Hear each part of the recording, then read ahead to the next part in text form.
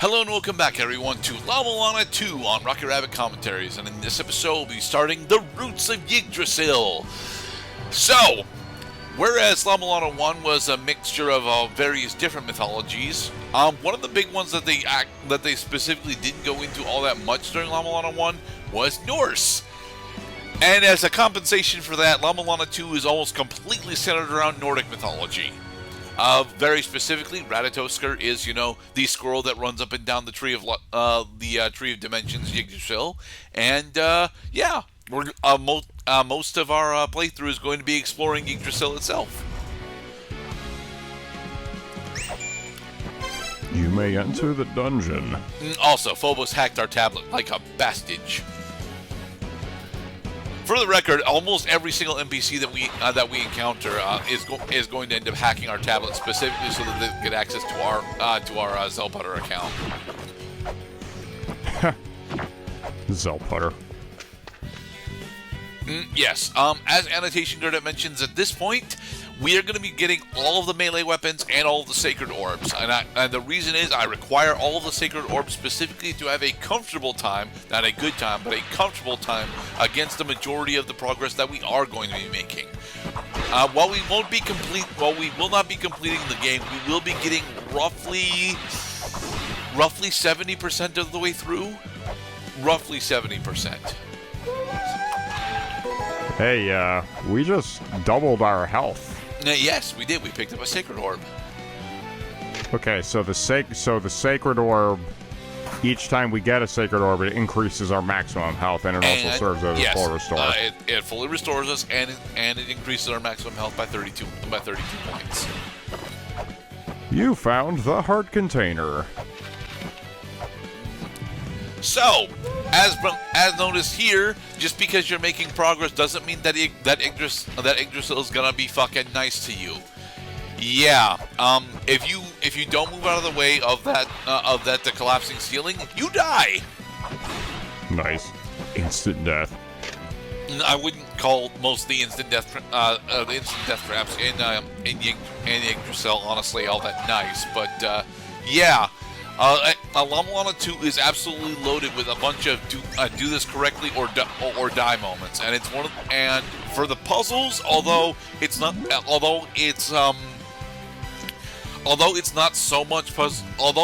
so punishing when it comes to the puzzles, when the combat aspects have you do this correct or die moments in them, it gets really, really obnoxious. And La-Mulana 2 is loaded with do this correctly or die moments. So, Right, so don't sweat the little collisions with the bats or the Pikachu? That is... No, it's Carbuncle. Yeah, it's Carbuncle. It's a gigantic carbuncle four-headed Pikachu. No. Mean. It's not carbuncle-headed. It's literally named Carbuncle. Right. A jewel. Like the jewel on its forehead.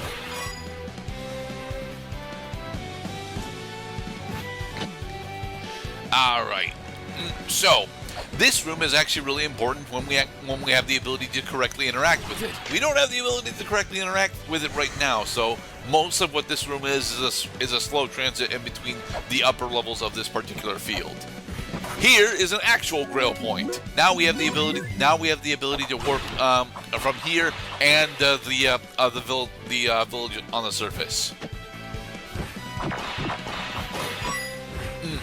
More monies. Money in general ends up being extremely important because a good portion of progress is actually gated off by how much money Lumisa is carrying around. And one the specific field that I don't want to actually talk about has a money puzzle in it, which ends up being extremely fucking annoying. You got the shuriken. You got electrocuted. Yes. Much like the first game, whenever you see the glowing blue divine eyes, it means that there is a sacred object in the room that if you attempt to interact with incorrectly, you will get struck by divine lightning. And apparently Lumisa is streaming to Zelpud's harem so that Zelpud can occasionally chime in and say, hey, I got a hint for you. Hey, Sigyn.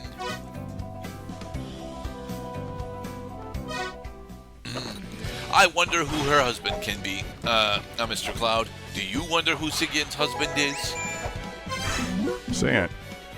As in implying I have knowledge ahead of this moment to suggest that, oh, of course it's this person. Well, you might have knowledge. You spent a good amount of time in high school at one point. Surely you had some sort of religious studies.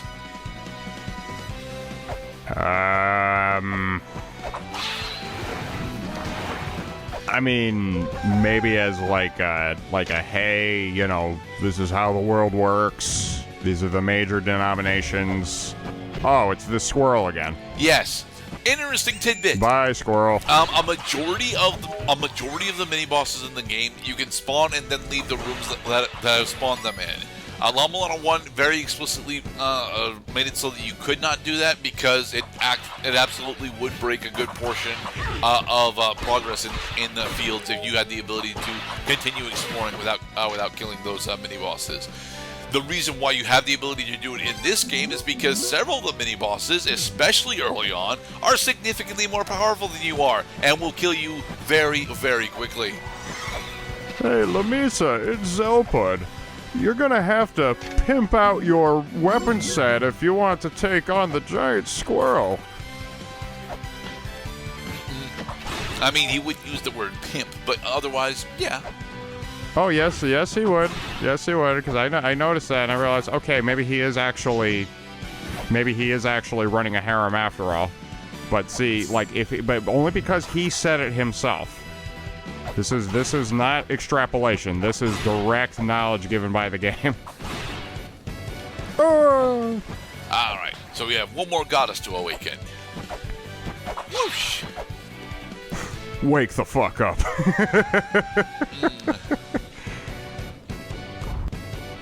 Hi, Nidhogg. Bye, Nidhogg. But, alright, I'll see your name tag the next time I enter the room, Nidhogg. You are not so tough. You can't even trap me in the room. Ow. So. Owie. Yeah, spikes still do percentile damage. And that becomes an issue later on because one of the smaller changes that they decided to do for this game is Lumisa can now play Spike Pinball. Spike Ball. No, not Spike Ball, because Spike Ball implies that Lumisa has the ability to win. No. Whenever Lumisa gets hit by an enemy, if she is near or inside spikes, because we can travel through spikes again, thankfully, the spikes will immediately hit her for percentile damage. Oh. And invincibility frames do not work against spikes in this game.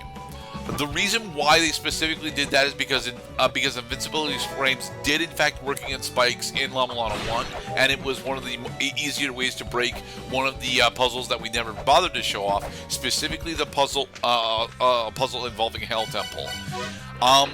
With that in mind, because Lumisa now suffers from spike pinball syndrome, it is extremely difficult to actually go through a majority of the later fields without having spikes be a significant hazard.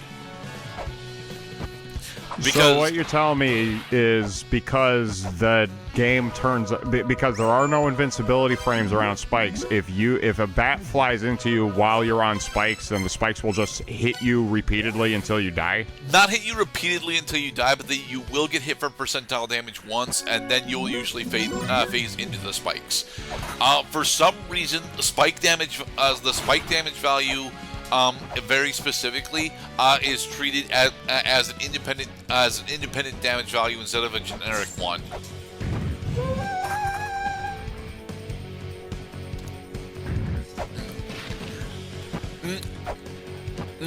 Well, Sigrun's husband.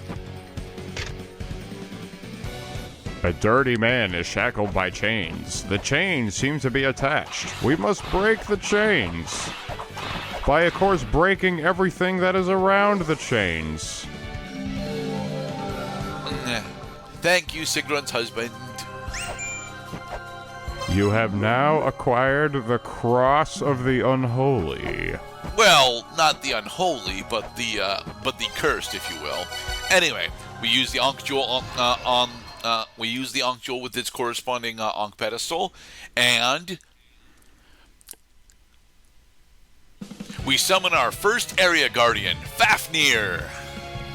All right, we're not getting away this time. Now we do have to contend with this boss. Yes. Fafnir as your first area boss is actually more or less doable. You are likely to die the first time you fight him simply because figuring out where the safe zones are against him is extremely difficult. But the big reason why Fafnir is actually difficult is due to the fact that we have an extremely limited methods with which we can actually interact with him. Realistically, the only things you're supposed to have for this fight are specifically the whip and the shurikens, and the whip is stronger than the shurikens, although the shurikens are a significantly safer way to deal with this fight. Fafnir does actually have some safe zones, depending on which attack he's using, and what attack he's using is dependent completely on what part of the screen he's in when he starts his attack. Ow. Yes, as shown off here, despite the fact that I played through La-Mulana 1, the damage that Lumisa actually takes from individual attacks is slightly higher than what Lameza was taking. So this checkpoint just sends you back to the beginning of the boss fight because it just starts the boss fight right away? It sends you back to the room, thankfully. It does, and you are not locked into this fight if you need to go get stuff. There's nothing for us to get, mind you, because it's the first boss, but we are actually as decked out as we can realistically expect to be. One of the items that I skipped over as purchasing specifically was the codices, and the codices enables us to see that health bar. He has at least 7 or 8 hit boops left. Of the whip, specifically. More so. Fafnir is not difficult once you have learned specifically where how to safely attack him, but it does set up a somewhat accurate representation of how Luisa's fights against other bosses are going to end up being. You're gonna probably die the first time. That you're gonna have struggles when you actually get into phase 2 with most bosses, and you're gonna have to learn what the attack patterns are in order to successfully interact and or defeat bosses.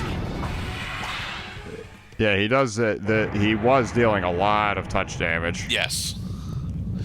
And to be perfectly honest, set weapons are your go-to against pretty much every enemy in the game, despite how expensive that they can end up being later on. In the next episode, we will continue on exploring Eg-Lana in La-Mulana 2. Be safe, everybody. We have obliterated Fafnir. Waha!